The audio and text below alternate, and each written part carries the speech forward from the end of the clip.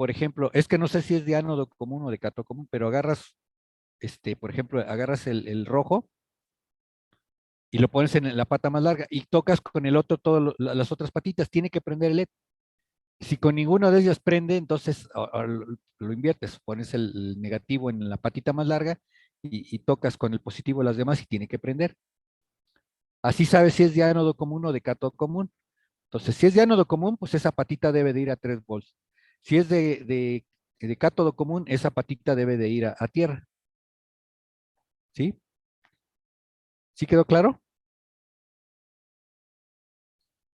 Entonces, así es como detectas el tipo de LED RGB que tienes. Y yo les decía que para quitarnos problemas, le pusieran la resistencia y el termofit como se los enseñé ayer. Sí se acuerdan, ¿no? ¿Sí lo vieron? Sí, Entiendo. queda con el termo, los cables y la resistencia, ¿no? Ya ahí para, ¿cómo Sí, está? Para utilizarlos ya como para siempre, pues. sí, exacto. Entonces, fíjate, el LED rojo lleva una resistencia de 1K y los otros dos LEDs llevan resistencias de 2K, ¿sí? Solo el LED rojo lleva una resistencia más chica, la de 1K, y los otros LEDs llevan la de 2K. Si, por ejemplo, si no tienen así, bueno, entonces al rojo le ponen una de 560 y a los otros le ponen 1K. O sea, la relación es que el rojo lleva la mitad del valor de los otros dos. Ah, ok, gracias, profe. Esa era más que nada mi duda, cómo íbamos a conectar los de las resistencias que estaba pidiendo. Pero ya quedó. Muchas gracias. Bueno, pues entonces ya comenzamos. ¿Sale? Bueno, ya en vista de... Entonces, todas las prácticas, si ustedes vean aquí a la configuración de los puertos, ahí les dice que son los pines que se van a usar, ¿sí? Y en todo caso, al final en la documentación viene más información. De hecho, aquí al final de la documentación viene cómo está el EDRGB, ¿sí? Entonces, y bueno, como les decía, las resistencias, el rojo lleva la mitad del valor de los otros dos, ¿sí? Bueno, pues entonces ahora sí ya comenzamos.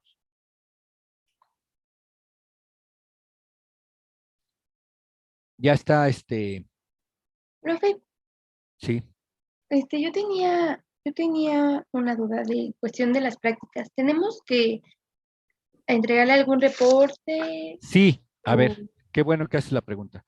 O sea, yo les paso el archivo fuente, ya vieron que les pasé los archivos, ya están allí, ya, incluso ahí en la práctica. Sí. Entonces, lo que tienen que hacer es clonar la plantilla, Ajá. ¿sí? Clonas la plantilla y bueno, en la primera práctica, la de Hola Mundo, clonas la plantilla, editas el main y entonces pues, borras ese main y pones el que dice Hola Mundo, ese va a ser tu main. ¿Sí me explicó? Sí. Entonces ya lo compilas. La práctica allí consiste en hacer tu carátula. Bueno, e- este, bueno, haces tu carátula y entonces ya cuando tengas tu carátula, entonces vas a editar la plantilla y se la vas a pegar a tu plantilla y esa va a ser la que vas a usar para todas las prácticas. Pero bueno, ahí en el Hola Mundo, pues lo corres, ves cómo está y luego dice que hay que hacer lo del código Unicode, ¿sí? Y haces esa parte de mostrarme los caracteres en español. ¿Sí? Y luego viene la otra parte que es hacer tu carátula. Entonces, si ves, el programa empieza en el main, llama al setup y luego debe llamar una función que se llame carátula y en carátula pones tus datos. De hecho, acabo de publicar, allí vean en las publicaciones, un archivo binario. No sé si ya lo vieron. Se llama volmetro.bin. En ese puse todas las carátulas que me han mandado de otros cursos los compañeros. Entonces, para que se den una idea de cómo hacer una carátula. ¿En No dónde sé lo si subió, profe? Lo en, subió en el el Classroom 24 de febrero. lo subí ver, ahorita. Bueno, estaba con otras cosas de la práctica, pero hoy puse un binario. Se llama volmetro.bin. Ok. Entonces, ese archivo, agarras el ST-Link, lo abres y lo programas en la Blue Pill. O sea, ya está compilado el programa. Es el puro binario. Entonces, abres el ST-Link y lo programas en la Blue Pill y hables Teraterm para que veas qué es lo que está haciendo, porque si nada más lo programas no vas a ver nada. Ok, ok. ¿sí? Hay que modificarlo entonces para hacer nuestra carátula. Son carátulas de otros cursos, yo nada más las agarré, las pegué para que vieras cómo se ven. Ok, profe. Digo, ahí te va a dar una idea de cómo hacer la tuya, o sea, cada quien debe hacer la suya, Sí, ¿sí? O sea, porque cuando me entreguen sus archivos, pues va a ir personalizado. Entonces, ya que tengas tu carátula, haces una función que se llame carátula, y desde el main corres el setup, y luego la carátula, y luego ya te vas al lazo del programa o hacer lo que diga la práctica, ¿sale? Pero ya vas a tener tu carátula siempre se la vas a pegar a tus programas, y lo que me vas a enviar ahí en la práctica que dice que hay que enviar un archivo, es el archivo fuente. O sea, el puro archivo fuente, yo aquí lo compilo, lo cargo y lo pruebo. ¿Sí? Porque así también yo veo si algo te falló, pues como yo tengo el archivo fuente, te digo, aquí te falló. ¿Sale? ok, profe. Y Pero eso, bueno, perdón, sí, perdón. perdón que lo interrumpa, profe. Y eso se lo vamos a mostrar, se lo vamos a mostrar a usted como en forma de reporte o le vamos a anexar, así como usted nos envió el código a usted, o se lo tenemos que mostrar en ese momento mientras hacemos la práctica o. No, pues ya ves que ya está la práctica, ¿no? Y dice que hay que entregar un archivo. Está el formulario y ahí dice subir archivo. Lo único que tienes que subir es el archivo fuente. Ok, profe, muchas gracias. Sí, te Hable. digo, yo lo compilo y veo que si veo que funciona el programa. Si no funciona, pues ahí puedo ver por qué. Y entonces lo corrijo y te lo mando de nuevo y te digo por qué no funcionó. Digo, si es que es algo muy sencillo, si todo el programa está mal, pues olvídalo, no lo voy a arreglar. Pero si es algo muy sencillo, pues lo arreglo y te lo envío de nuevo. ¿Sí? Pero ahí mismo donde está la práctica dice que hay que subir un archivo. Bueno, pues es el archivo fuente. O sea, así como yo se los mando en TXT, así me lo mandan ustedes en TXT. Nada más le ponen el nombre al archivo y, Ok. y le ponen ahí su nombre para que yo sepa. Bueno, de todos no sé de quién es, no se revuelve. Pero sí que, sí, la carátula principal, acuérdense que aquí el programa, al principio de los programas, este, yo siempre pongo, a ver, aquí en Embed, al principio del programa, aquí, en esta parte de aquí es donde yo pongo el programa, el nombre, perdón. Bueno, el nombre del programa y la descripción. O sea, esto lo tienen que llenar ustedes, ¿no? Aquí en autores, pues le cambian y le ponen su nombre y me ponen la descripción. Bueno, me dicen cómo se llama el proyecto, etcétera, etcétera. Y aquí en la descripción me tiene que poner qué es qué hace el proyecto, ¿no? Y luego su nombre para que yo sepa también. De hecho, pues yo nada más viendo aquí el encabezado, yo ya sé qué onda con su programa, de quién es, y bueno, aquí que explique brevemente qué es lo que hace, y entonces, y aquí está su nombre, y entonces, pues ya. ¿Sí? Bueno, pues ahora sí ya comenzamos. Y bueno, aquí creo que nos quedamos la clase de ayer. Ay, perdón. Que no están los niveles de caché, ¿no? Entonces, pues bueno, cada fabricante también cambia lo que es la caché. Por ejemplo, Intel ya le llama caché nivel 3 y es la unificación del caché nivel 1 y el nivel 2, ya está todo junto. Entonces ellos le llaman caché nivel 3, pero bueno, pero se supone que entre más chicos el nivel de la caché está más pegadito al procesador. ¿Sí? Bueno. Ah, y les había dicho que investigaran cuáles eran las dos políticas de escritura en la memoria caché. Les había hablado algo de la consistencia de datos, ¿no? ¿Sí se acuerdan? Que el problema con la caché no es leer los datos de la memoria, sino actualizar los datos que está generando el CPU. ¿Sí recuerdan eso? Álvaro. Sí, profe. Sí, entonces, bueno, pues aquí es el problema de la consistencia de datos. O sea, yo leo los datos de la memoria RAM y las voy pasando por los niveles de caché hasta que llega al CPU. El CPU me produce unos resultados, pero el resultado al CPU se le hace más fácil dejarlo en la caché de nivel 1. O sea, porque la tiene luego. Pero si ven allí, si algún otro procesador pide datos a la memoria o a la caché, no sabe que está allí. o no sabe si ese dato coincide con lo que está en la memoria RAM. ¿Sí? Entonces hay que tener consistencia de la información. ¿Sí queda claro esta parte? Entonces, ¿cómo se evita eso? ¿Cómo se logra la consistencia de datos en la memoria? Pues bueno, hay dos políticas ¿cómo se llama? De consistencia de datos, ¿no? O sea, cuando yo escribo a la caché, acuérdense que la caché está dividida como en bloques, ¿sí? O sea, de todo el bloque de direcciones que tiene la caché, lo divido en pedacitos para que en una tenga yo código, en otra tenga yo datos, en otra tenga los resultados, ¿sí? Y en otra tenga la pila u otras cosas, de tal forma que, pues, no toda la caché tiene la misma información, sino que hay bloques o hay secciones donde hay ciertos bytes que corresponden ya sea a código o a datos o a la pila o a los resultados. Entonces, este, esos bloques, conforme los voy usando, o sea, imagínate que yo me traigo, no sé, 8 direcciones de memoria de instrucciones, o las 8 instrucciones consecutivas, ¿no? Y las pongo en la caché. Entonces, pues yo voy leyendo la primera y luego la segunda y así, hasta que me acabo ese bloque. Sí, entonces el controlador de caché tiene que estar a las vivas porque cuando acabes ese bloque hay que actualizarlo. Sí, y el controlador de caché es el que se encarga de que cuando ya tú dejaste de usar ese bloque, lo vuelve a llenar con más datos, ¿no?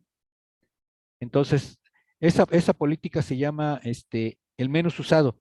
O sea, la caché, el bloque menos usado es el que se actualiza, ¿sí? Con nueva información. Y bueno, cuando tú generas resultados, lo vas escribiendo también en un bloque. Hay un bloque donde estás escribiendo los resultados. ¿Sí? Y entonces, o te esperas a que el bloque se llene y en ese momento ese bloque lo regresas a la memoria RAM y entonces ya tienes tus datos actualizados. ¿Sí? Esa sería una política de consistencia de datos, ¿no? ¿Sí me explico? O sea, el CPU va generando resultados y conforme los va generando, los va poniendo en la caché, en un bloque. Y entonces, cuando ya llena ese bloque, entonces en ese momento ese bloque va y se escribe a la memoria RAM y ya queda la consistencia de datos establecida, ¿no? Porque mientras, pues tú tienes los datos o los resultados en la memoria caché, pero en la memoria RAM no está actualizada, ¿no? Los datos que tiene la memoria RAM no coinciden con los que estás generando. Entonces, esa es una forma. La otra forma es que en cuanto tú tengas un resultado, lo escribas a la caché y la caché en ese momento también lo actualiza en la memoria RAM. ¿Sí me explicó? Y de esa forma, inmediatamente que obtienes un resultado, también está en la memoria RAM y eso te da consistencia de datos. Entonces, ya vieron que hay dos políticas. Una es que esperes a llenar el bloque y escribirlo de regreso. Y la otra es que en cuanto tengas un resultado, lo escribas tanto en la caché como en la memoria RAM. Entonces, a esas dos políticas, bueno, una se conoce como write back, o sea, escritura de retorno o de regreso. Entonces, es cuando llenas el bloque con resultados y cuando ya lo llenas, entonces actualizas la memoria. Esa política se llama write back.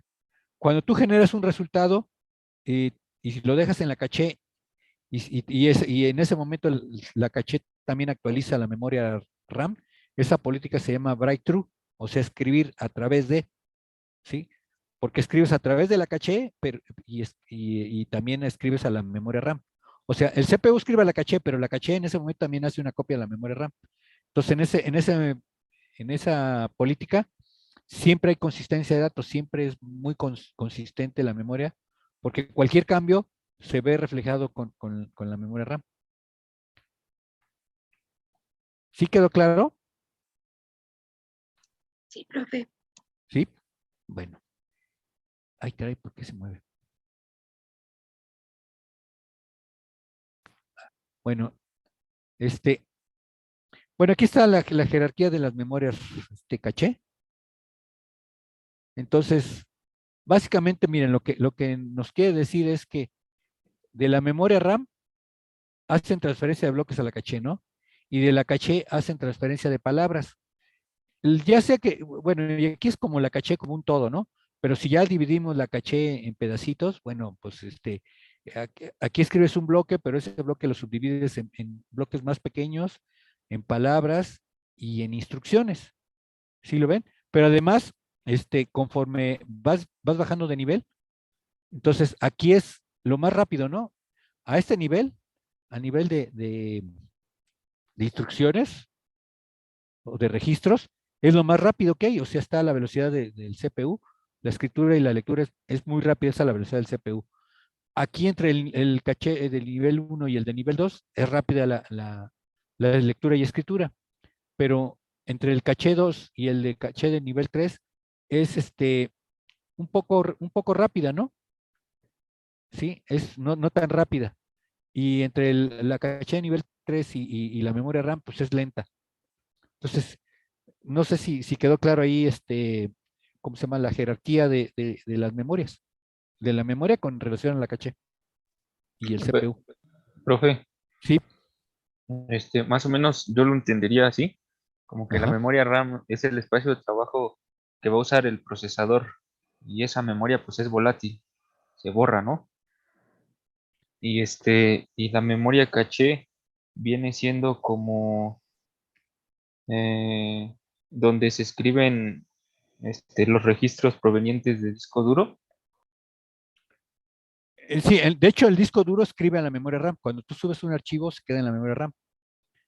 Pero acuérdate que la RAM es lenta en el sentido de que tiene sus ciclos de refresco. Entonces, es como si tú quieres, como el ejemplo que les decía, si tú quieres comprar azúcar, si lo tienes ahí en tu alacena, pues rápido lo tomas, ¿no? Pero si no, pues vas a la tienda, ¿sí? Pero la tienda a su vez se surte del mayorista, ¿sí? Y el mayorista a su vez surte de la central de abastos. Entonces, no es lo mismo que tú vayas hasta la central de abastos por tu azúcar a que la tengas allí en tu alacena, ¿no?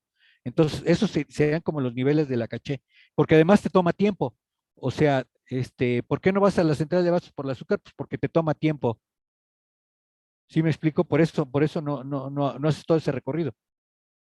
Entonces, si ya lo tienes allí, pues qué bueno. Y entonces, aquí el chiste del controlador de caché es que siempre esté actualizada la caché.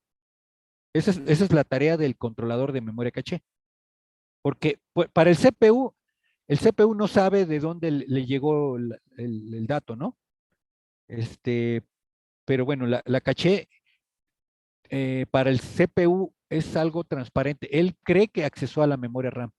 O sea, para el CPU accesar a la caché es como un engaño, porque él cree que fue a la tienda o que la azúcar vino de la tienda, ¿no? Y pues la tenías allí en la alacena, ¿no?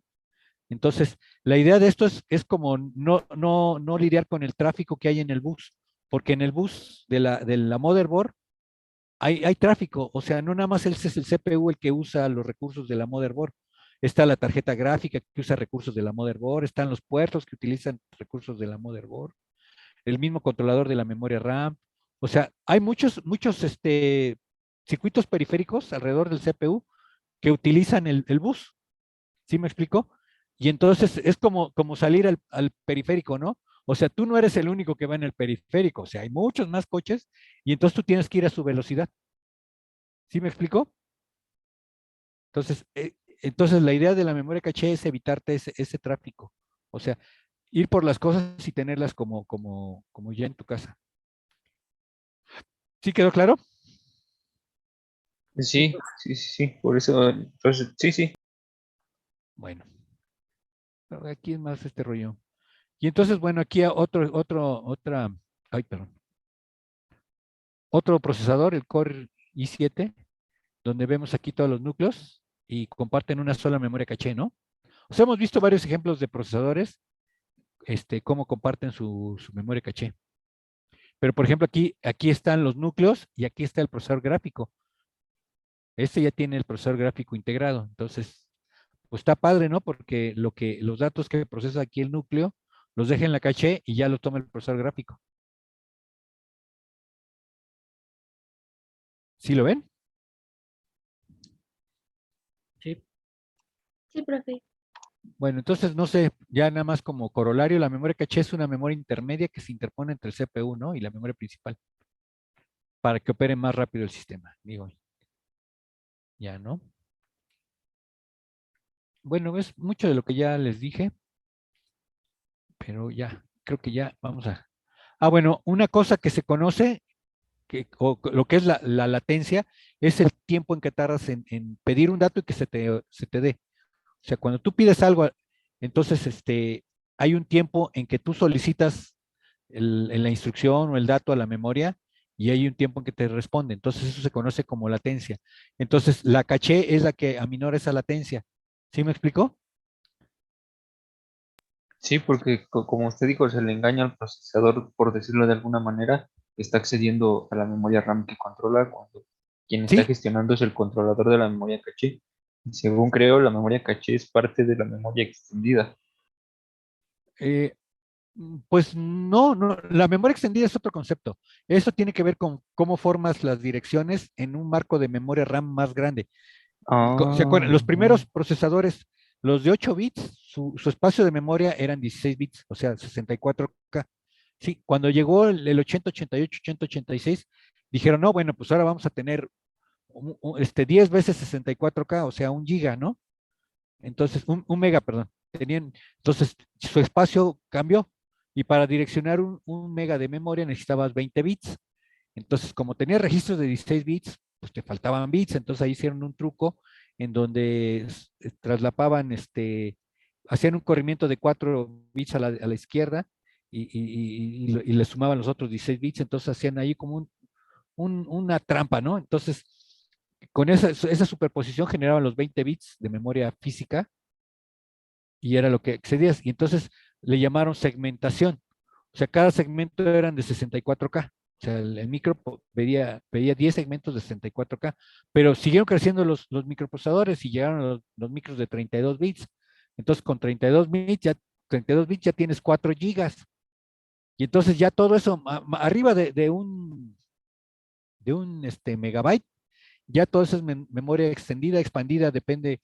La memoria extendida es la que está más allá de 1 megabyte. O sea, y la expandida era como un truco en donde había una especie de ventana, y engañabas a la memoria, o sea, como, bueno, es que esa es toda una clase de cómo funciona la memoria extendida y expandida. Creo que eso está en el siguiente tema de aquí, porque vamos a ver unidades y sistemas de memoria y ahí explico lo de la memoria extendida y la expandida y el direccionamiento ya más de 4 gigas, ¿sí? Pero bueno, pues sí. si no nos vamos a... Entonces, bueno, lo importante es que la distancia entre componentes es la que hay que tener en cuenta aquí, ¿no? Entonces, entre más sea la distancia entre los componentes, más aumenta la latencia, ¿sí? Esa es la razón por la cual, pues se usa la memoria caché, ¿no? Ay, pues termina este tema. Bueno. Bueno, y aquí está el ejemplo de un procesador Ryzen, cómo está su memoria, ¿no?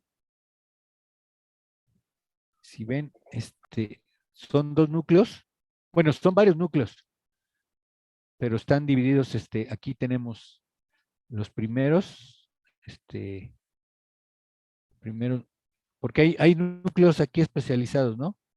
Aquí está el 1, el 2, el 3 y el 4, pero estos otros núcleos son lo que le ayudan para la parte gráfica.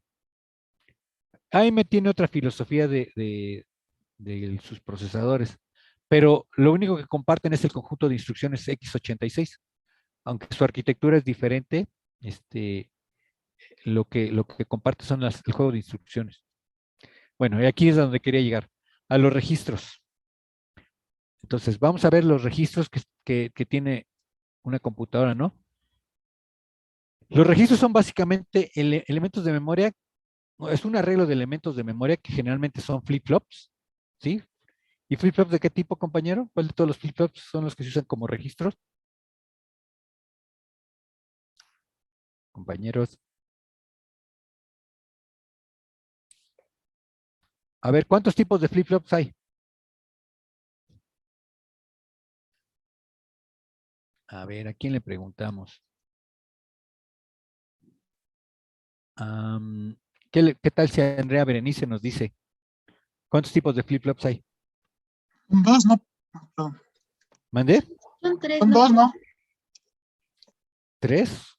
Es ¿Cuáles el son? SR, el D y el JK SR, JK, y el D, D, ¿no? sí, y bueno, el T. ¿Y cuál Ah, crees que se usan en los registros? el SR tal vez. ¿Por qué el SR? ¿Qué significa SR? Set reset, profe. ¿Mandé? Set, reset, en Set, flip-flop reset. SR. Y entonces, ¿y aquí para qué te sirve set, reset?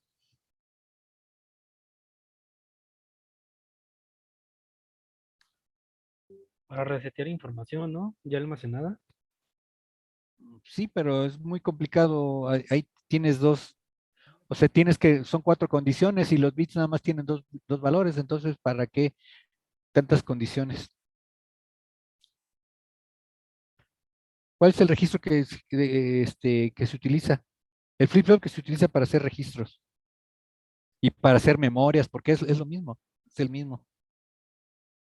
¿Cuál creen? Hasta su nombre lo dice.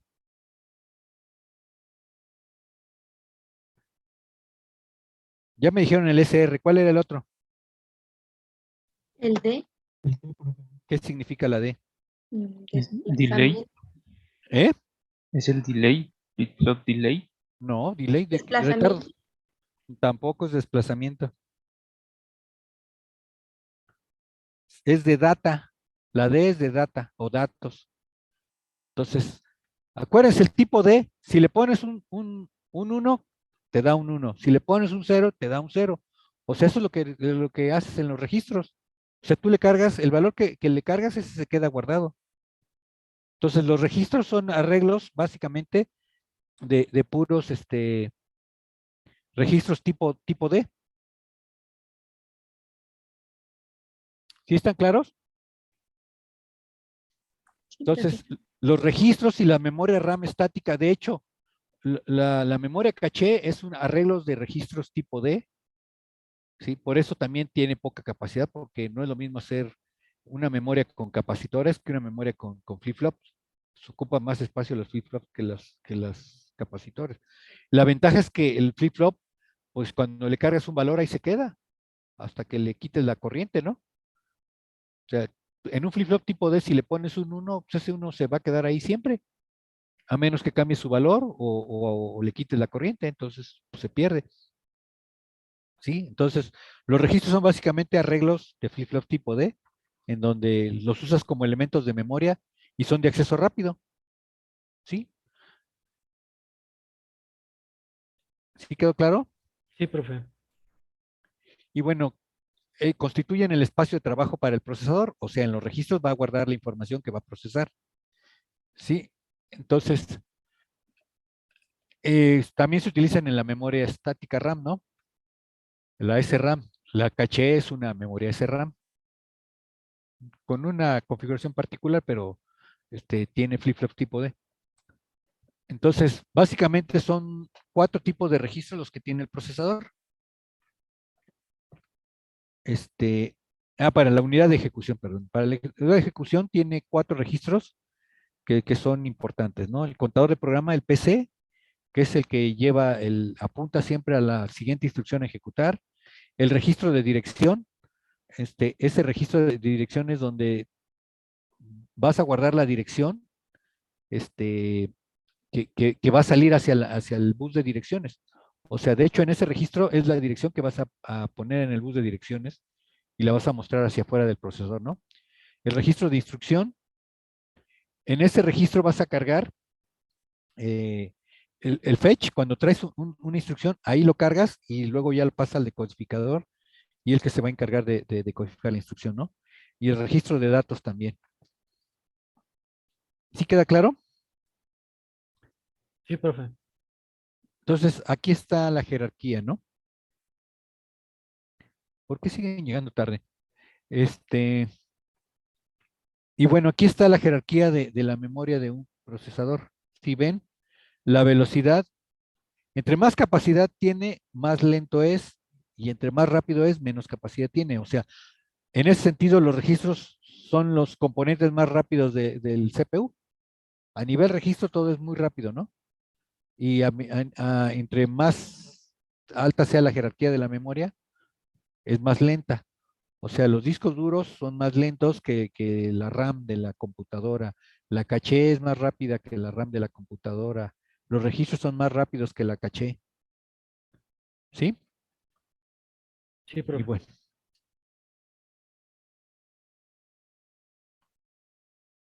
Y bueno, hay conjuntos o bancos de registros, ¿no? O sea, cada unidad dentro del CPU tiene un conjunto de registros que están especializados para hacer algo, ¿no?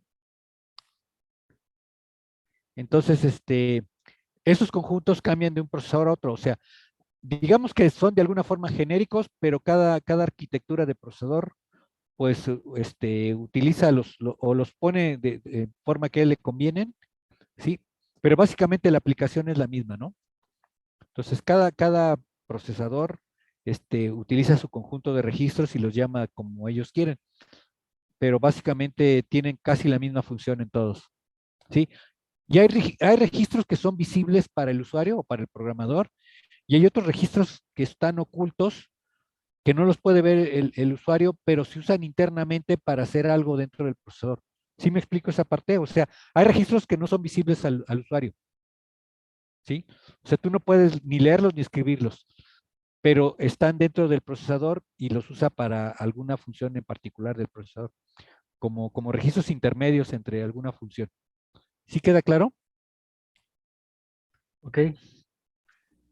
Entonces, bueno, la clasificación de los registros, ¿no? Tienes registros de propósito general, ¿sí? En los de propósito general los puedes usar para datos, para instrucciones, para apuntadores, para lo que sea, ¿no? Registros de instrucción, ahí en esos registros es donde tú cargas la instrucción que va a ser ejecutada.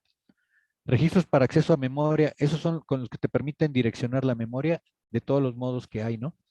Y registros de estado y de control, cuando la ALU hace alguna operación, te da un resultado y eso es el estado de la operación, pero también tienes unos bits, unos registros de control. O sea, por ejemplo, para controlar la ALU, para decirle qué operación va a hacer, escribes a un registro de control y ese registro es el que le dice a la ALU en qué modo tiene que operar, si tiene que multiplicar, sumar, dividir, lo que sea. ¿Sí? ¿Sí queda claro? Sí, profe. Bueno, los registros de propósito general, que es General Purpose Registers, sí, sirven para almacenar direcciones o datos en general, ¿no? Y son pues, registros mixtos y depende de la arquitectura del micro, pueden ser de 8 bits, de 16 bits o de 32 bits, ¿sí? Pero son, digamos que registros de propósito general y sirve para lo que tú quieras poner allí, ¿sí? No tienen ninguna función específica, simplemente son registros que están allí. En algunos procesadores estos registros pueden convertirse en acumuladores también. En otros simplemente son para depositar datos para que después la ALU los procese, ¿sí? Y bueno, por ejemplo, aquí está. Por ejemplo, estos son los registros del Z80. No sé si ya se dieron cuenta. Si ven, los registros de propósito general, tenemos aquí el acumulador A, B, C, D, H y L, ¿no? Aquí están. Y aquí tenemos los registros alternativos. Digamos que estos son aquí como dice, los registros de propósito general. Y luego vienen los registros de propósito especial, porque estos ya tienen una función específica, ¿no? El I es para el vector de interrupción. Aquí está la dirección donde va a estar ¿cómo se llama? La rutina que vas a atender cuando ocurra una interrupción. Aquí está su dirección, ¿no? El registro de refresco de memoria, pues aquí apunta a qué dirección de memoria vas a refrescar. O sea, aquí apunta a la siguiente bloque de datos en la memoria que vas a refrescar. Oh, ¿por qué se me mueve? Y luego está el registro índice, que es el X y el Y, que son mis apuntadores. Está el stack pointer, que es el apuntador a la pila, y el program counter, que es mi contador de programa. Esos son registros especiales, esos ya tienen una función y no les puedes cargar cualquier cosa, porque si no alteras todo el funcionamiento del procesador. ¿Sí queda claro? Sí, Este es profe. el caso del Z80, porque les digo, cada procesador tiene su conjunto de registros, pero hay que nada más identificarlos en cuáles son los de propósito general y cuáles son los de propósito específico, ¿no? Por ejemplo, otro ejemplo, bueno, aquí no está el dibujo, pero el, el 80, 88, 86, como eran registros de 16 bits, el acumulador era el AX, bueno, sus registros eran el AX, el BX, el CX y el DX, pero a su vez esos registros se dividían en dos. El AX lo podías dividir en dos registros de 8 bits, que era el AL y el AH, bueno, el AH y el AL, el BH y el BL y el CH, o sea, los podías dividir en dos registros de 8 bits. ¿Sí queda claro? Sí, profe. ¿Sí?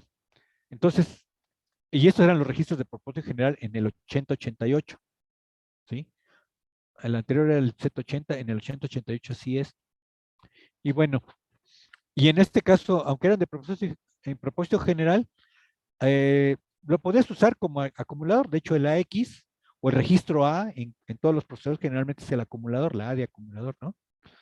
Y es utilizado para todas las operaciones que implican entrada, salida, multiplicación, división, o sea, ahí vas a hacer las operaciones, ¿no? El BX generalmente es usado como registro base. Lo usas en conjunto con los registros para direccionamiento a memoria, pero este es tu registro, tu dirección base, ¿no? Es una dirección de 16 bits, entonces lo usas como registro base, o lo puedes usar como otro registro de propósito general. Sí, o sea, como que tiene doble función. Puede ser el registro base o un registro de propósito general donde puedes guardar lo que quieras. Sí, el CX es registro, bueno, de hecho el registro C es conocido como el contador. Entonces el contador, bueno, sirve para hacer iteraciones, ¿no? Ahí llevas el conteo de las iteraciones y eso, ¿no? O contar bloques que estás moviendo, o sea, cualquier cosa que quieras contar, el registro C o CX, es el contador. El registro DX es el registro de datos. Entonces, aquí puedes cargar datos que vas a mover o les vas a hacer algún procesamiento, se los vas a sumar al acumulador, etcétera. Entonces aquí guarda los datos, y bueno, te sirve para la manipulación de los mismos, ¿no? Para escribirlos a la memoria o a un puerto de entrada-salida, o las operaciones que requieren multiplicación y división. Dice, se utiliza junto con el acumulador AX, ¿no? ¿Hasta aquí alguna pregunta? No por ahora, profe. Bueno, y bueno, vamos a ver los registros, cómo fluyen los datos dentro del procesador. O sea, hay movimientos entre los registros, ¿no? Los registros, tú puedes mover los datos entre dos registros, ¿sí? Pasárselos de un registro a otro. Entre los registros y la memoria, o sea, tú lees o escribes, datos de los registros a la memoria o de la memoria a los registros, ¿sí? Y también puedes usar, entre localidades de memoria, hacer movimientos. Tú puedes copiar de un lugar de la memoria a otro lugar de la memoria, que es el famoso cut and paste, ¿no? Es copiar de un segmento de memoria a otro segmento de memoria. Los procesadores decentes no necesita pasar esa información por el CPU. Simplemente es un movimiento en el bus de direcciones y datos, pero en la memoria. No sé si me explico. Que eso es lo que le echa a perder la arquitectura del PIC. Digo, aquellos que aman al PIC, esta es una de las razones por las cuales el PIC ¿cómo se llama? El acabose con toda esta teoría. Porque en el PIC no hay instrucciones de movimiento de memoria a memoria.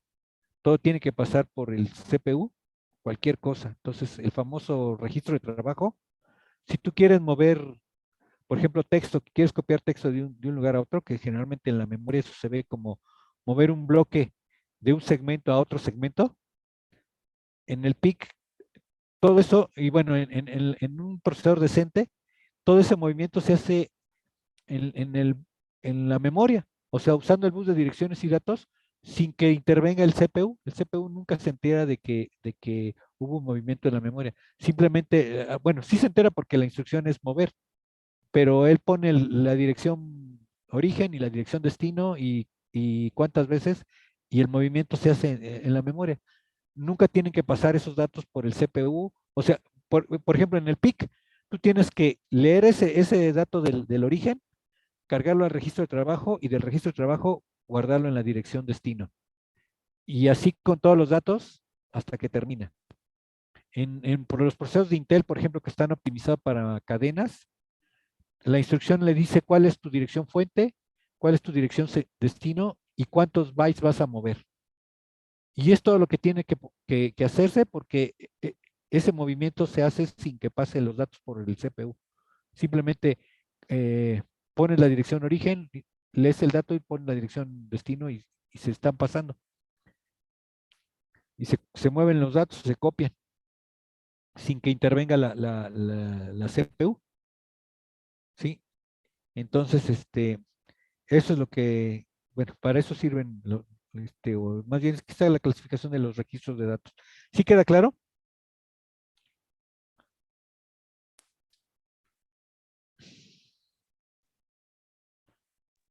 Profesor. Entonces, bueno, hay veces que los registros se juntan, se añaden para formar uno de más capacidad o para generar una dirección de memoria, ¿no? Sí, entonces, también esa es otra de las funciones de los registros. ¿Sí? Bueno, los registros pueden guardar valores numéricos, caracteres, pequeñas instrucciones, direcciones, etcétera, ¿no? O sea, por eso son de propósito general, depende de qué es lo que quieras. En algunos procesadores hay registros que pueden usar para cualquier cosa. De hecho, en la mayoría, bueno, los procesadores modernos casi así es. Eh, bueno, y bueno, salvo los procesadores especializados, hay registros que se pueden usar para números de punto flotante. No sé si ustedes oyeron alguna vez hablar de los DSPs.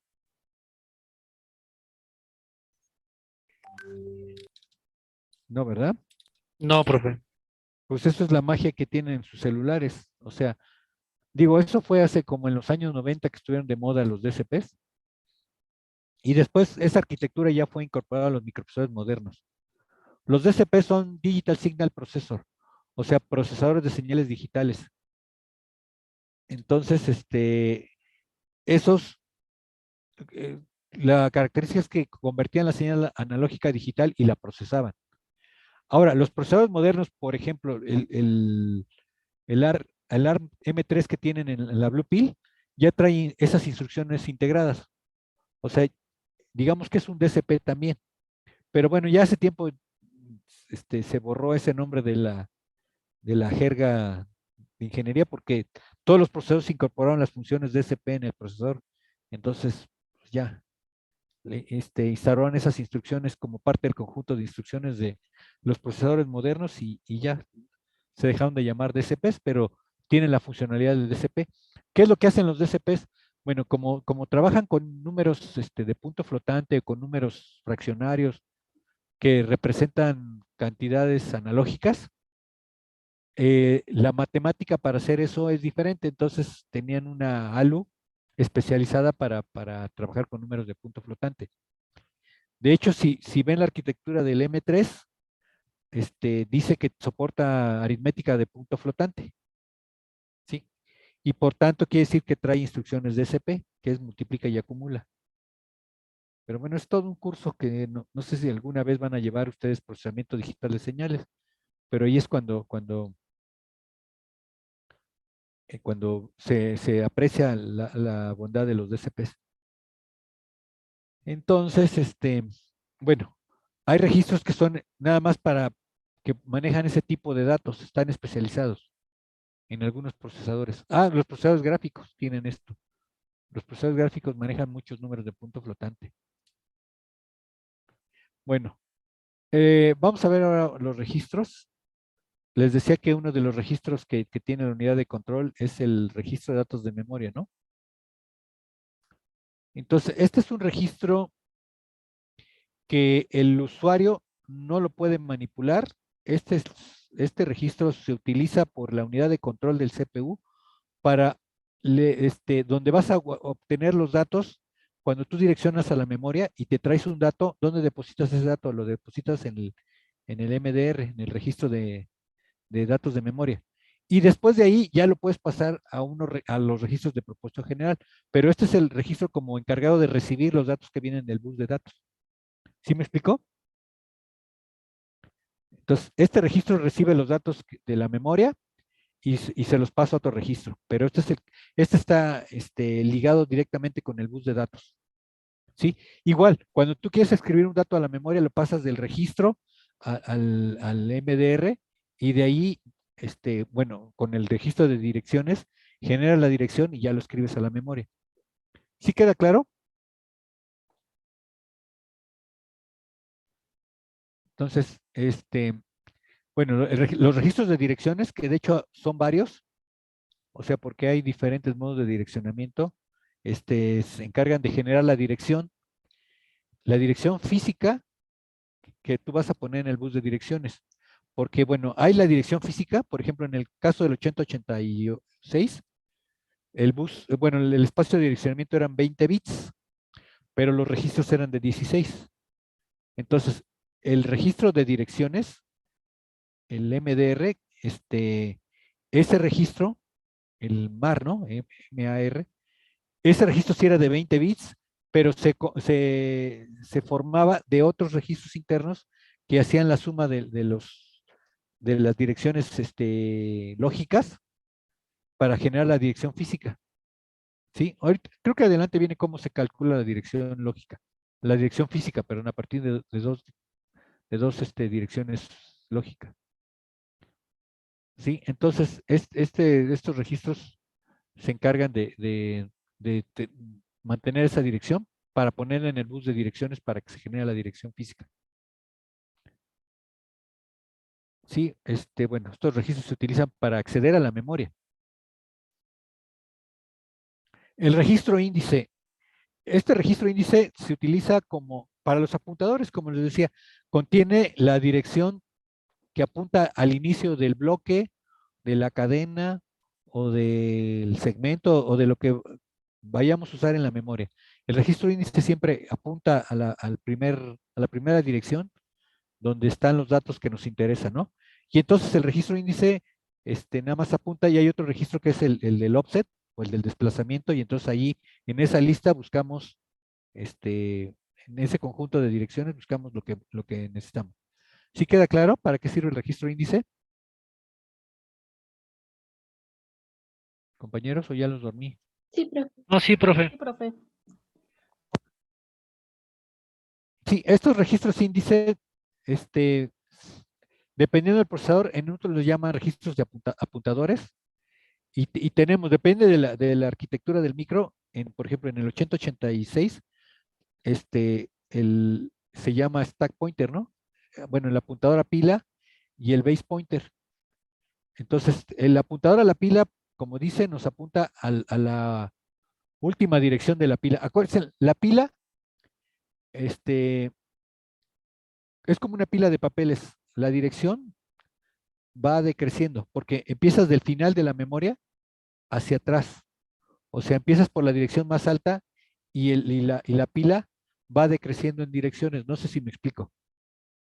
O sea, apuntas a la dirección 1000, pero cada vez que metes un dato a la pila, se decrementa la dirección. En vez de ser la 1001, es la 999. Y si metes otro dato, es la 998. Y si metes otro dato, es la 997. Entonces, la pila va decreciendo en lugar de ir incrementándose. O sea, la pila es la que trabaja al revés. No sé si me explico. Pero el stack pointer o el apuntador a la pila siempre apunta al último dato que metiste, o sea, a la dirección más baja. O sea, cuando metes un dato se decrementa y apunta a esa dirección. O sea, tú siempre sabes dónde está el tope de la pila. Más bien la pila. Sí, el tope es la primera dirección. Pero y de tal forma que cuando sacas datos de la pila se va incrementando la dirección. No sé si me explico. Es como cuando pones una pila de hojas de papel, pues si vas a poner más hojas, pues empiezas por la última que pusiste. Y si vas quitando, las vas quitando hasta que llegas al final de la pila. ¿Sí me explico? Ok, ok. Sí, profe. En cambio, el apuntador base, ese va incrementando. Ese sí va, apunta a la 1001 y si metes otro dato, pues apunta a la 1001, luego a la 1002 y así. ¿Sí? Y bueno, tienes un segmento extra que lo puedes usar para apuntar a cualquier cosa que tú quieras. Por ejemplo, puede ser, por ejemplo, el base pointer lo apuntas para apuntar a la dirección origen y el extra segment, el segmento extra lo apuntas lo usas para apuntar al destino. ¿Sí?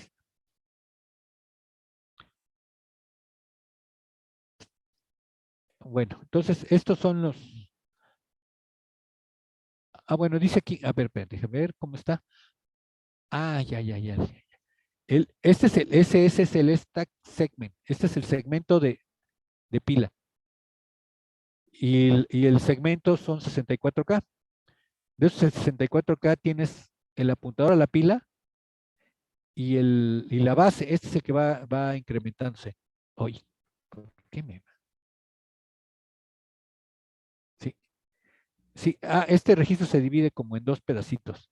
El stack segment se divide en el apuntador al inicio de la pila y la base, que es el desplazamiento. Pero hay registros que nada más tienen el stack segment, no tienen estos otros dos. Es que depende de la arquitectura del micro.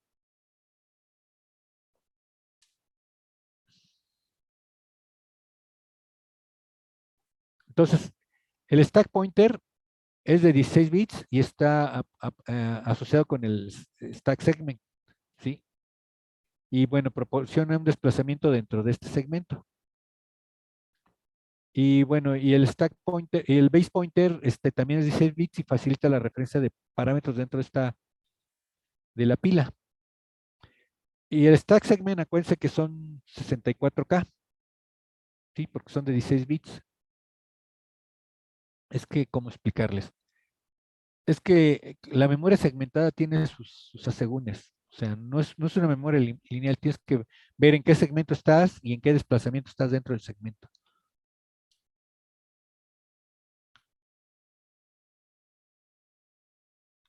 Entonces, bueno, aquí están los registros de segmentación.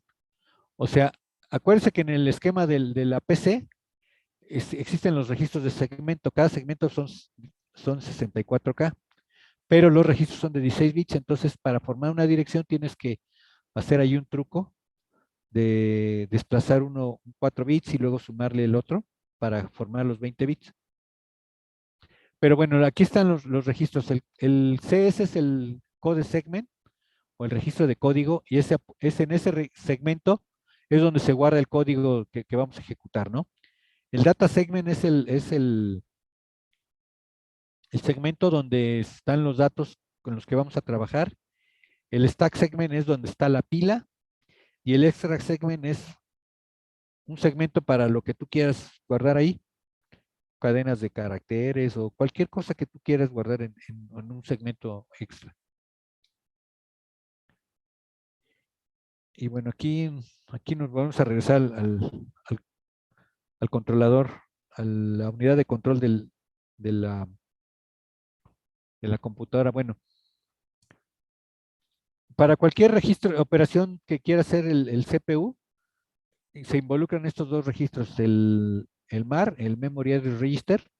Como les decía, en este registro es donde se carga la dirección física que va a salir hacia el bus de direcciones y el buffer, el registro buffer de memoria, que es un registro temporal donde los datos que vienen de la memoria se cargan, ¿no? Entonces ahí se depositan los datos leídos o que vamos a escribir para después ya sea pasarlos a la memoria o pasarlos a los registros internos. Sí,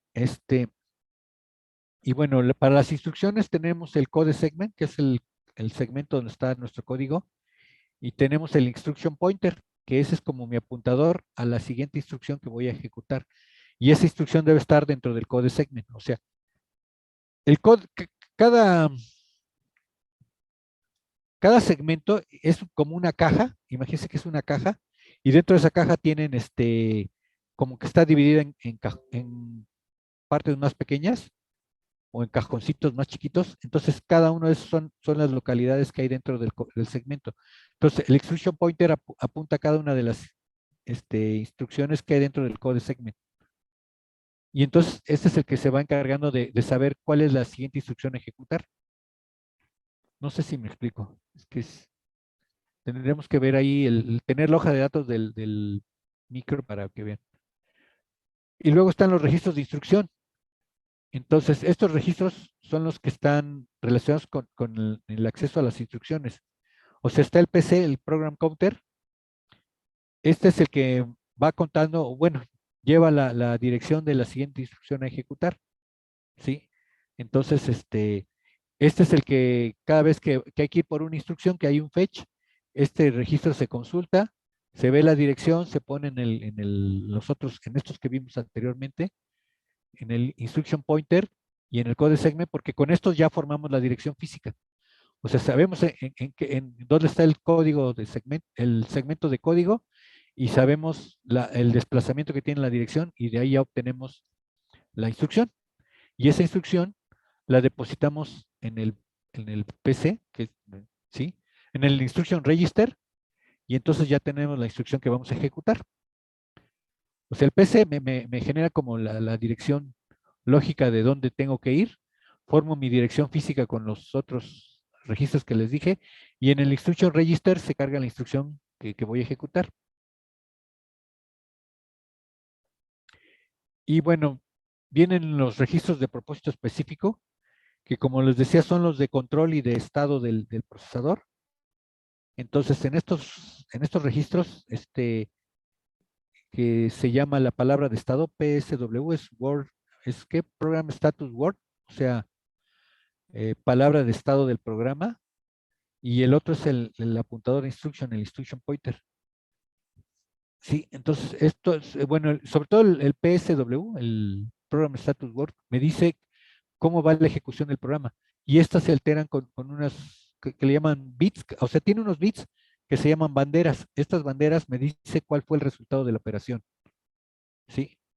Entonces, no sé, creo que viene aquí. Bueno, aquí siguen hablando del, del registro de estado. El PSW también se llama SPR, o sea, depende del procesador, es el registro de estados que me dice cómo va la ejecución del programa, ¿no? Entonces, estos registros puede ser o sea, fíjese, aquí están como varios nombres. Se le conoce también como CCR, el registro de código de condición. Se le conoce como el PSW, que es el Program Status Word, o como el registro de banderas. Depende del fabricante, es lo mismo. O sea, el registro de estado es el que te dice cómo está la operación de la ALU. Y entonces, cada fabricante le llama, Motorola le llama CCR, Intel le llama PSW y no sé quién le llame FR, el registro de bandera. Pero básicamente es un registro donde cada bit te indica cuál fue lo que pasó. A ver, déjenme ver. Ah, bueno. O sea, ese registro tiene estos bits. Tiene el bit de 0. Este se activa cuando el resultado es 0. O sea, cuando tú haces una operación y el resultado te da 0, entonces se prende este bit, te dice que hay un 0. O sea, o todos los bits del registro son 0, se prende este bit. Cuando hay un acarreo, cuando tú sumas y se genera un acarreo, entonces se prende el bit de acarreo, que sería como en una suma de 8 bits, si la suma te da un acarreo, quiere decir que se prende el noveno bit, entonces se prende el bit de acarreo, ¿no? El de desbordamiento. El de desbordamiento es si hay más de 9 bits, o sea que tú haces una operación en donde el resultado son más de 9 bits, porque no nada más hubo un acarreo, sino que pues, hay más bits extra, ¿no? Entonces, el bit de desbordamiento te dice pues, que el resultado o la operación sobrepasó la capacidad del procesador, ¿no? De la ALU. El bit de signo se prende si el resultado es negativo. Acuérdense que el último bit es el de signo. O sea, en una palabra de 8 bits, bueno, y con signo, porque a veces es entero sin signo, entonces pues no hay signo, ¿no? Pero el octavo bit Si es 1, quiere decir que es negativo, y si es 0, quiere decir que es positivo. Entonces, si se prende el bit número 8, equivale se prende el bit de signo. Si ese bit lo pones en 1, se prende automáticamente el bit de signo. Y bueno, viene el bit de interrupción. Si lo pone el control del microprocesador. Si aceptas las interrupciones, entonces este bit, si lo tienes prendido, quiere decir que al final del ciclo de operación del CPU, de fetch, de codificación, ejecución y resultado, viene la parte en donde pregunta si hay interrupciones. Si este bit está prendido, entonces vas y atiendes a la interrupción. Si no está puesto, quiere decir que no hubo interrupción y entonces vas por otro ciclo. ¿Sí me explicó? Luego está el bit de modo de operación. Este, bueno, aquí se llama bit de modo de operación, en otros se conoce como el bit de tramp o la trampa, bit de trampa, porque te indica cómo está operando el procesador, porque está en modo usuario o en modo debugger. En modo usuario es que el programa corre, o sea, cuando tú le das run, pues el programa se ejecuta instrucción por instrucción. Sí, y cuando está en modo de debuguear o de trampa, o que está puesta la trampa, entonces tú ejecutas una instrucción y se detiene. Y es como para que veas la ejecución paso a paso. O sea, si lo pones en modo debugger o en modo trampa, o sea, cae la instrucción y se queda ya atorada, ¿no? Hasta que tú le digas que vaya con la siguiente instrucción, se ejecuta la siguiente instrucción. Este modo es muy útil cuando estás tú depurando un programa, lo estás ejecutando paso a paso. Entonces prendes el bit de modo y lo pones en modo supervisorio, ¿no? Ahí dice modo supervisorio, modo de usuario. Modo usuario es que corra, el programa corre libremente. Y en modo supervisorio vas paso a paso. ¿Sí quedó claro? Sí, profe. Está el bit de nivel de ejecución. Lo usan los procesadores modernos porque acuérdense que esto se usa mucho para el switcheo de ventanas. O sea, cada ventana está digamos que como en un entorno separado, ¿no? Entonces, cada una tiene un nivel de ejecución. Y también, por ejemplo, para el sistema operativo tiene el nivel de privilegio más alto. O sea, tú siempre vas a privilegiar correr el sistema operativo sobre cualquier otro programa que esté en ejecución. Entonces, con estos bits de ejecución, le indicas en qué es lo que qué de las ventanas o de los procesos, más bien los procesos que se están ejecutando, cuál se está ejecutando y qué nivel de privilegio tiene. Entonces, tú siempre vas a privilegiar al sistema operativo por sobre todo lo demás. ¿Sí me explico? Bueno, y aquí está, por ejemplo, un registro de código de condición, ¿no? Un PSW también. Y entonces aquí vemos que cada bit significa algo. No sé si se alcanza a ver. Empezamos con el bit 0, que generalmente es el de acarreo, ¿sí? El de sobreflujo, la bandera de 0, la bandera de negativo, ¿sí? Y este extendido. Bueno, en este caso no sé qué significa extendido, pero estos le llaman los códigos de condición. Pero aparte, estos son por el usuario los puede ver y hay instrucciones que te permiten alterarlos. Si tú quieres decirle que engañar al procesador o al proceso, decirle que hay un acarreo, pues lo puedes prender o apagar este bit. El usuario tiene acceso a este registro, ¿no? Pero hay otra parte del registro que tú no la puedes accesar, pero el proceso interno del procesador va alterando estos bits. Entonces tienes el modo de trace, el modo de debugueo que les decía. Entonces en modo trace tú puedes ejecutar el programa paso a paso, ¿sí? En modo supervisor, aquí el sistema operativo es el que está viendo cómo estás ejecutando las cosas. La máscara de interrupciones, y aquí están las prioridades de las máscaras, o sea, aquí está qué interrupción se está ejecutando y qué prioridad. Bueno, con esto si ves con esto tienes 8 niveles de interrupción, y entonces aquí está la prioridad, ¿no? ¿Por qué haces eso? ¿Sí? Bueno, y aquí está la explicación. Dice que en modo de trazo, ¿sí? El programa se ejecuta paso a paso y y esto se pone en modo, el que lo puede poner es en modo supervisor para que tú estés debugueando el programa, ¿no? En modo supervisor, sí, indica bueno, que está en modo supervisor y en uno está en modo usuario. ¿Y quién tiene acceso a esto? Bueno, pues el sistema operativo, ¿sí?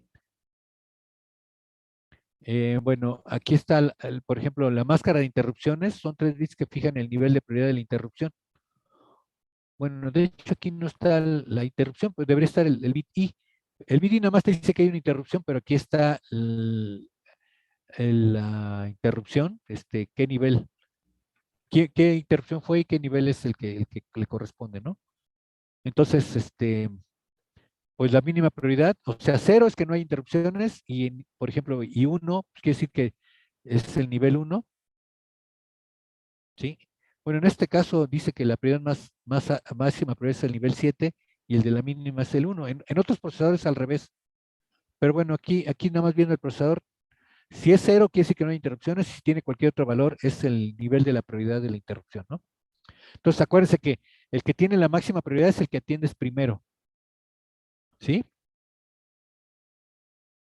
Creo que estos son del 68 micro, que decía allí. Bueno, y aquí está el bit de extensión, ¿sí? Y bueno, dice que se usa para operaciones de alta precisión y rotación. Quiere decir que estos de extensión quiere decir que tu operación no es de 16 bits, sino de 32 bits, entonces tienes que contemplar que está extendida la operación, ¿no? El bit de signo dice si se pone 1 cuando el resultado de la operación es negativo y 0 cuando el resultado es positivo. Sí, sí, eso es congruente. Y el bit de 0 se pone en 1 cuando el resultado de la operación es 0, cuando todo el registro es 0,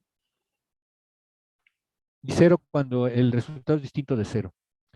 El de desbordamiento dice que cuando hay un desbordamiento en las operaciones, les decía que los números con signo excedes o sea, el tamaño del registro, pero además excedes el acarreo, o sea, porque además hay desbordamiento cuando además del acarreo excedes esa parte, ¿no?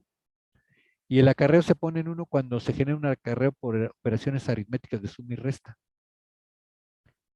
Y operaciones de desplazamiento.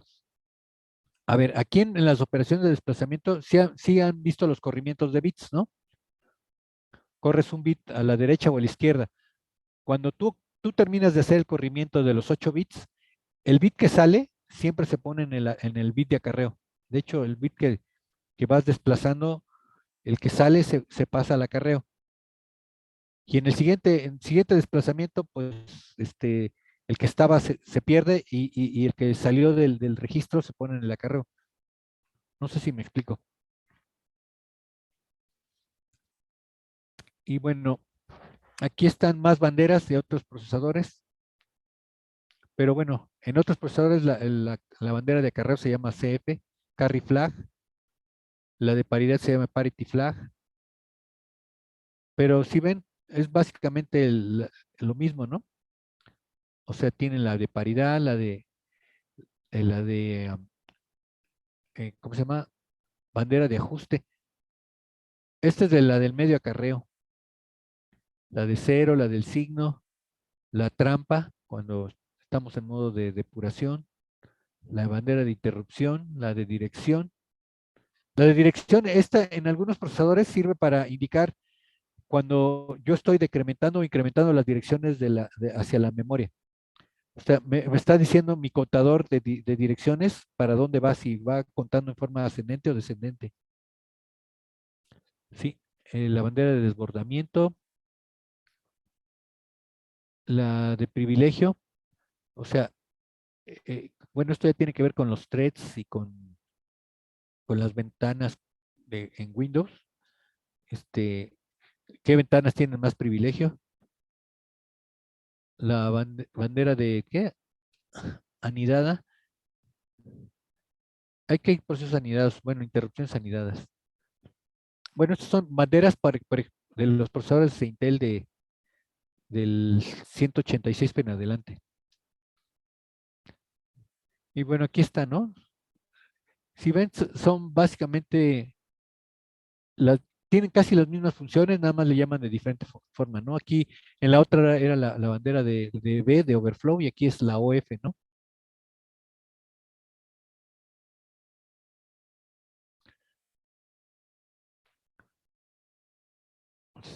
¿Sí las ven?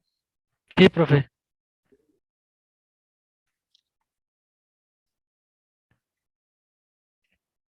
Bueno, entonces, el acarreo auxiliar, que es la de medio acarreo en otros microprocesadores, la de paridad.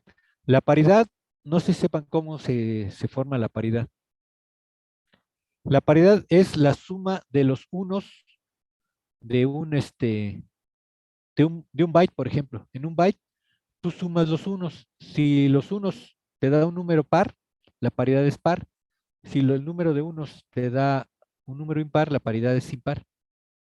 No sé si me explico. Por ejemplo, en una cadena que tenga 1, 0, 1, 0, 1, 0, 1, tú sumas los unos y te va a dar 4 unos en una palabra de 8 bits. Tú vas a tener 4 unos. Entonces, ahí la paridad es par. Pero si tú sumas 1, 0, 0, 0, 0, 0, 0, la suma de los unos te da 1. Entonces, uno es un número impar, ¿no? Entonces ahí la paridad es impar. Esto sirve para transferencia de datos, para saber si realmente se hizo la transferencia correcta. De hecho, en la memoria RAM, por ejemplo, si tu memoria RAM es de 8 bits, en realidad no son 8 bits, son 9 bits. Son 8 bits para los datos y hay un bit más para paridad. No sé si me explico. Igual en la de 16 bits, no son 16 bits, son 17 bits, pero hay un bit más para el de paridad. A ver, no, bueno, depende también la memoria. Si tu sistema te permite trabajar con 16 y 8 bits, entonces hay 2 bits de paridad, porque cada bloque de 8 lleva su bit de paridad. No sé si me explico. Y esos para verificar, cuando lees un dato o escribes un dato, verificas la paridad, haces el cálculo y verificas la paridad. Con eso sabes si lo escribiste bien o no, porque se ha dado el caso, y a mí me pasó, bueno, yo supe de un caso, en que había localidades mal en la memoria RAM. O sea, aparentemente la memoria RAM, pues estaba bien, pero tenía por ahí una localidad que estaba mal, entonces creo que siempre estaba en 1, y entonces lo que escribieras siempre estaba en 1, esa localidad. Y con un software nos dimos cuenta de que un chip estaba mal y que tenía una localidad, pues mal, ¿no? Que estaba siempre en un valor fijo. Y gracias a que hacen la paridad, tú escribes un valor, sí, lo vuelves a leer y calculas su paridad y lo compruebas con la paridad que debe de llevar. Entonces, cada vez que escribes un valor a la memoria, genera su bit de paridad y lo dejas allí. Entonces, de tal forma que cuando lo lees, calculas su paridad y lo compruebas con la paridad que está allí. Si coinciden, quiere decir que está bien. Igual en la transmisión de datos, tú mandas tus 8 bits y mandas el bit de paridad. Entonces, ahí el que recibe, recibe el dato, cuenta los bits y calcula la paridad y lo compara con la paridad que tú le estás diciendo. Si coinciden, quiere decir que el dato se recibió bien. Si no coinciden, quiere decir que hubo un error de transmisión, por ahí hubo ruido, un bit se te cambió de valor, y entonces, pues generalmente es un error de transmisión.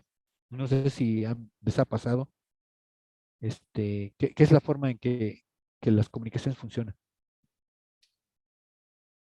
Bueno, ya se me están durmiendo, ¿verdad? No, profe, No, ¿cómo que profe. eso no nos puede pasar todavía? Este, bueno, por último, los registros de estado y control. Bueno, ya los de estado ya los vimos, que eran estos que acabamos de ver. Los de control son los que me permiten controlar la operación de la ALU. O sea, con los de control, bueno, de la ALU y de lo que pasa externamente en el procesador, porque también con estos registros de control, externamente le indico a lo que está fuera, al hardware externo, cómo está operando el procesador. Entonces, bueno, aquí está un diagrama. Entonces, aquí están mis registros. mi unidad de control. Oh, ¿por qué se mueve? Y aquí están mis indicadores de estado. Estos bits de estado me van diciendo en qué parte del procesamiento de la instrucción voy.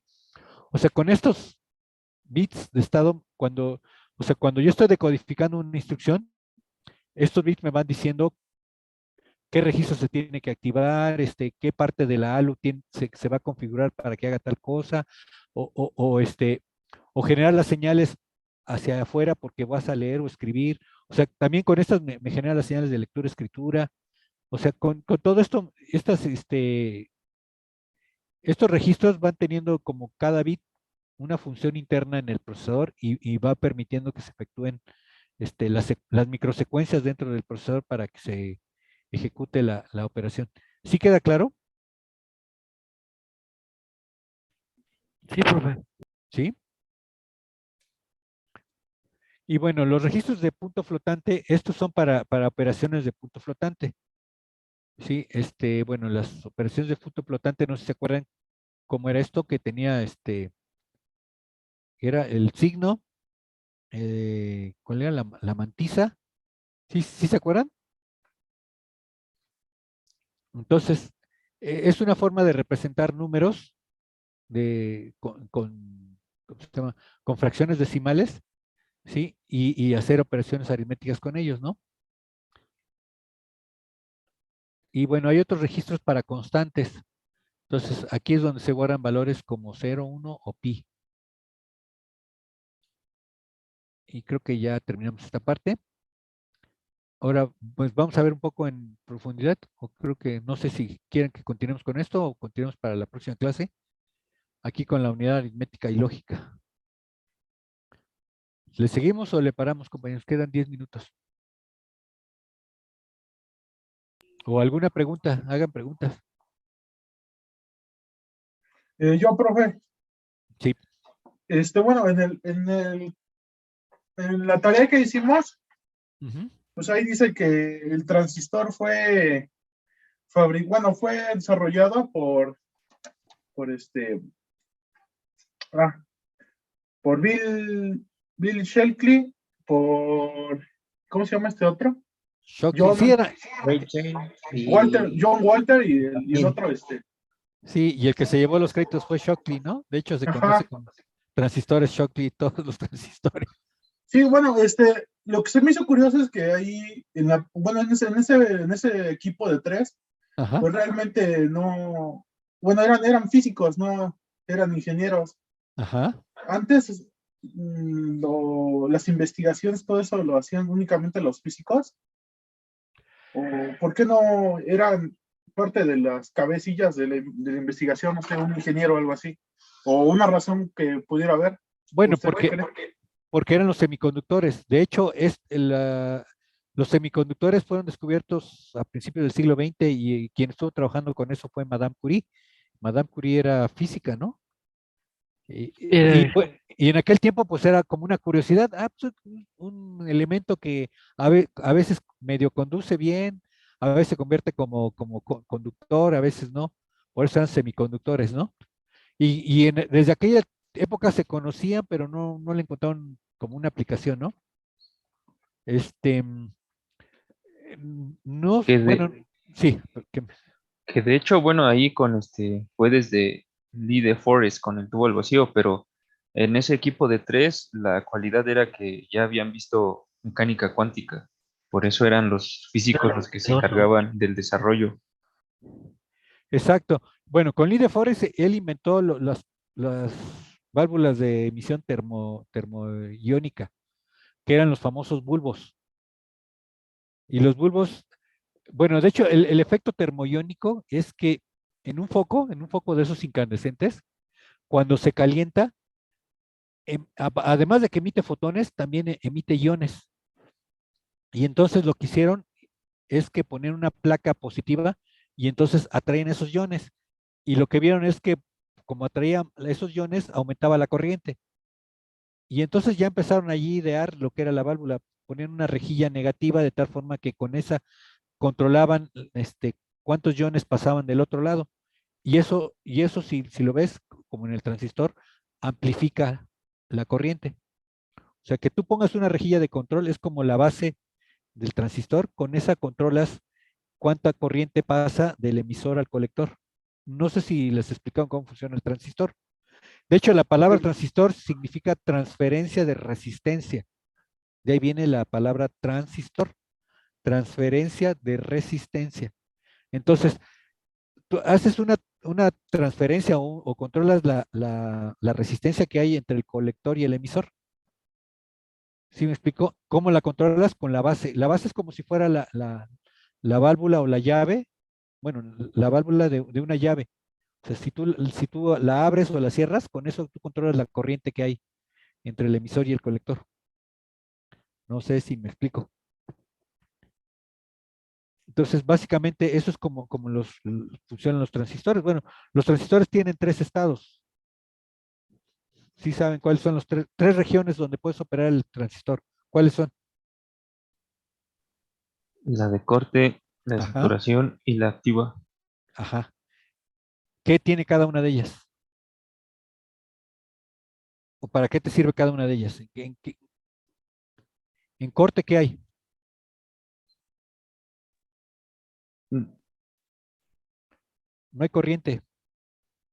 Está cortada. Haz de cuenta que está la válvula cerrada. ¿Sí me explico? Por eso es corte. Está cortada está cortada la corriente y generalmente lo que tú ves en el colector es el voltaje de la fuente. Tú ves voltaje, pero no hay corriente. O sea, a través del transistor no circula corriente. ¿Sí me explicó? La otra es la de saturación. Tú haces que fluya toda la corriente a través del transistor. O sea, y entonces no tienes voltaje, pero tienes corriente que está circulando a través del transistor. Si lo ves, por eso tú ves, en el transistor ves un cero. Está saturado, o sea, está saturado porque hay corriente. O sea, tú haces que la corriente fluya, toda la corriente fluya hacia el transistor, por el transistor. Y entonces tú no ves voltaje, pero hay corriente por el transistor, está circulando corriente por el transistor. ¿Sí me explico eso? Sí, sí, sí. Y en la región activa, entonces cuando tú modulas con la base, cuánta corriente estás permitiendo, controlando el flujo de la corriente en el transistor. Y entonces, bueno, lo que tiene el transistor es que hay una ganancia.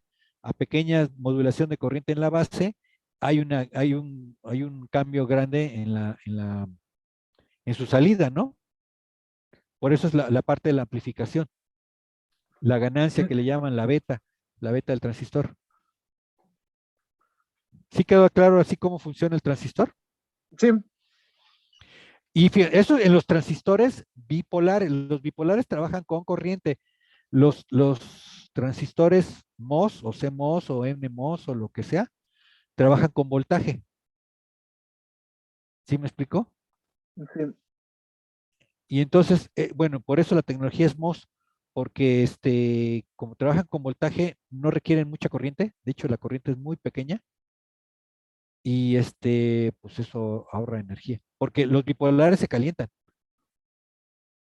¿Sí me explicó? Sí, profesor. Bueno, creo que ya Creo están que llegando. de la tarea, hubo muchas cosas que me parecieron interesantes y, pues, más que nada fascinantes, como por ejemplo, hacía una comparación entre los transistores que tienen los procesadores de hoy en día, Ujú. que tienen un tamaño ¿de qué decían? De 8 micras, y que pues el ADN humano tiene un tamaño de 2 micras. Sí, Y ya actualmente ya estamos a nivel molécula, ¿no? Ya sí, son moléculas. bueno, yo escuchaba, no, es que los procesadores, el i7, por ejemplo, tiene que, ¿cuánto? 3.000 millones de transistores. Y yo Ajá. me quedaba así de, sí, 3.000 millones, pero ya cuando bueno, me empecé a hacer la tarea, me puse a reflexionar y es una bestialidad eso de 3.000 millones de transistores en un pedacito de 2 centímetros cuadrados a lo mejor, no sé. Sí, y si te das cuenta, los transistores o el primer circuito integrado era de 10 micras. O sea, imagínate un milímetro dividido en 10 partecitas, ¿no? Sí, pero ahora estamos en 0.03 micras. Estamos en nanómetros ya, no sé, ya no sé qué. Ya llegamos al límite de lo más chiquito, ya es a nivel molecular. sí, igual me puse a pensar que a lo mejor no sé, no mucho tiempo, en 5 años, 10 años, igual y se quedan obsoletos los transistores y sale otro tipo de tecnología o evoluciona, no sé. Según la Es, ley de Moore, ¿no? según la Ajá, ley de Moore. Ah, ley Sí, de de Moore. hecho, pues vamos hacia la computación cuántica. Ustedes yo creo que van a ser testigos de eso. Por ahí del 2050 ya la computación cuántica va a ser un hecho. Este, pero bueno, también se están experimentando con nuevos materiales. eh, ya están metiendo, pues bueno, si ustedes ven la tabla periódica, el carbono, el silicio y el germanio están en la misma columna. Sí, Entonces, ya también están haciendo experimentos para que hacer los dispositivos, biónicos, ¿no? sí. Bueno, también comprendí por qué hay mucha, de cierta forma, desabasto de silicio, porque computadoras, celulares, eh, todo lo que, todos los aparatos electrónicos con los que hoy en día nos involucramos, pues el silicio es parte de su fabricación y pues es oferta y demanda, por eso hay escasez. Pero no tanto porque el silicio creo que además del carbono es de los elementos que más hay en la naturaleza. La arena de mar tiene mucho silicio. El problema es la fabricación o la tecnología que necesitas para llegar a esos niveles. Que eso es lo que dicen, que de hecho, yo vi un documental de la planta de Intel en Singapur, en Indonesia, en alguna parte de por allá, que decía, aquí la mano del hombre no entra porque además, cualquier partícula de polvo es como, de hecho ponían la foto, cómo se veía el dado de silicio y una partícula de polvo. Haz de cuenta que era como una roca grandísima que había caído, ¿no? Sí, Entonces, dice, no, en estas plantas nunca entra el hombre, en la mano del hombre nunca, nunca se para por ahí.